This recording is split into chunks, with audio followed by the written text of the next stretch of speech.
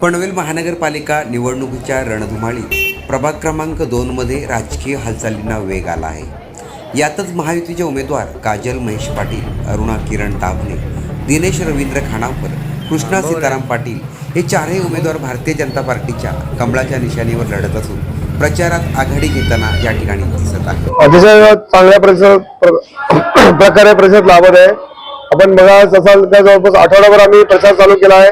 आजचा आमच्या प्रचाराचा पहिला दौरा संपत आहे नावडा कॉलनीमध्ये। तर महिला वर्ग मोठ्या प्रमाणात आमच्या सोबत आहे आणि साहजिकच आहे की महानगरपालिकेमध्ये जे वातावरण पूर्ण आहे भारतीय जनता पार्टीकडनं तसंच देखील या प्रभागात देखील आहे।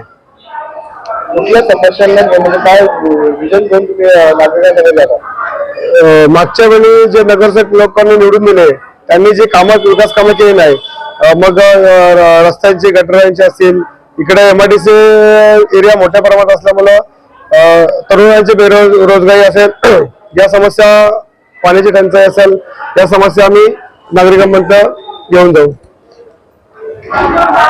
ग्रामीण भाग देखील या प्रभागात आहे, पडदा असेल, नावडा असेल किंवा इतर असेल, तर त्या ठिकाणी कसे मतदार आपल्याला साथ देतात? चांगला प्रतिसाद नागरिकांचा आहे।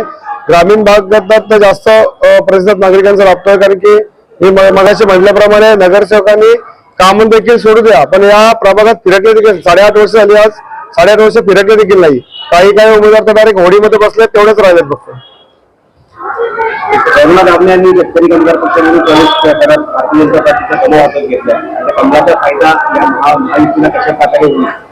नक्कीच अरुणाताई यांनी जो पक्षप्रवेश केला त्यांची खंत जास्त त्यांनी सांगितले आम्हाला की शेतकरी कामगार पक्षामध्ये असताना त्यांची विकास कामाला कुठेतरी एक आळा बसला होता किंवा विकास कामं ज्या गतीने व्हायला पाहिजे होती ती होत नव्हती, कारण की त्यांची जी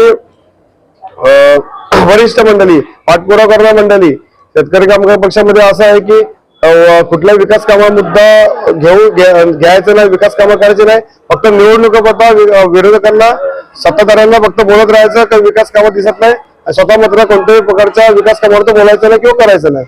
नक्कीच त्यांचा एक अनुभव आहे, मागच्या वेळी त्या सिटिंग नगरसेवक होता, त्यांचा एक चांगला अनुभव आणि एक चांगला इकडच्या प्रभागामध्ये जनसंपर्क चांगला आहे, त्याचा नक्कीच आम्हाला या प्रभागासाठी फायदा होईल।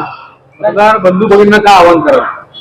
आपण या प्रभागातील सर्व नागरिकांना, मतदार बंधू भगिनींना आवाहन करेल की जे लोक तुमच्या समस्या सोडवण्यासाठी 8.5 वर्ष अग्रेसर राहिले, तुमच्यात मिळून मिसळून राहिले, अशा सर्व उमेदवारांना, खास करून आमच्या महायुतीच्या उमेदवारांना निवडून द्या, हे आवाहन आहे।